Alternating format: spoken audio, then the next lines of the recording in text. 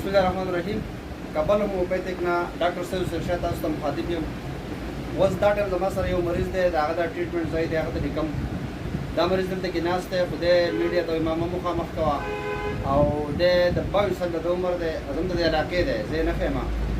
دا ماشوم چې کوم دی د لکه چا په شک کې اچولی دی چې دلته کودن کړې هم ده، خو د چا په شک کې اچولی دی چې لکه ته خراب یې او ته مطلب چې لکه داسې او ویډیوګانې ده کتلې دي، مختلف ویډیوګانې، او هغه ویډیوګانو دی خراب کړی دی.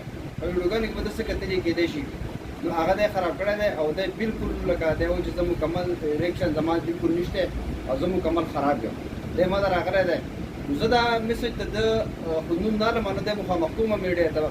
خو دا ماشوم چې دغه شان ډېر شي هلکان دي، داسې ډېر شي ماشومان دي، زموږ بچیان دي چې هغه خلک په شک کې چې دی ملګرو هم په شک کې اچولی دی. د ګروپ داسې دی چې هغه ته هم دا خبرې کړي چې دا چل دی دا چل دی دا چل دی، نو هغې هم دی خراب کړی دی. نو مهرباني وکړئ داسې ملګرو نه، د داسې ګروپ نه، داسې خلکو نه ځان ساتئ، داسې ویډیوګانو کتو نه هم ځان ساتئ. ګوره دا ویډیو چې کوم د خلک راغی که نه، دا ځینې خلک د پیسو دپاره صرف راغی، د خپل فالوور زیاتولو دپاره راغی او دا ماشومان زموږ په شک کې غورځوي.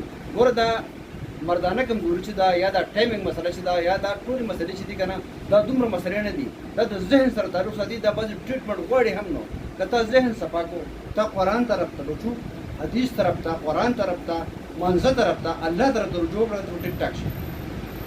الله طرف ته، قرآن طرف ته، ته موږ کې سات سر مانځل پاسه وختي 15 ټایم موږ کوه، د قرآن تلاوت کوه او دا قسم ویډیوګانې مه ګوره او دا قسم حرکان سره مه کښېنه پاسه. نو انشاءالله ټیک ټاک، زه ته ګارنټي درکوم په میاشت کې به ټیک ټاک یې، بغیر د وایي به ټیک ټاک یې. زه دا میسج ټولو کسانو ته، هغه کسانو ته یم کوم کسانو چې دا مسلې دي، مهرباني وکړئ په دې شکونو کې ځان مه اچوئ. دا 22 سال 25 سال 30 سال په عمر کې څنګه مردانه کمزوري راځي، څنګه ته کمزوری کېږي، څنګه ته خرابېږي، خو خلکو په شک کې اچولی، ویډیوګانو په وجه باندې یا د ملګرو په وجه باندې یا د داسې ویډیوز کتو په وجه باندې، لکه داسې فلمونو کتو په وجه باندې چې ستاسو هغې ذهن منتشر کړی دی، خراب کړی دی. دا یو میسج مې ډېر ضرور وګڼو، د هلک باندې ډېر زیات خفه شوم.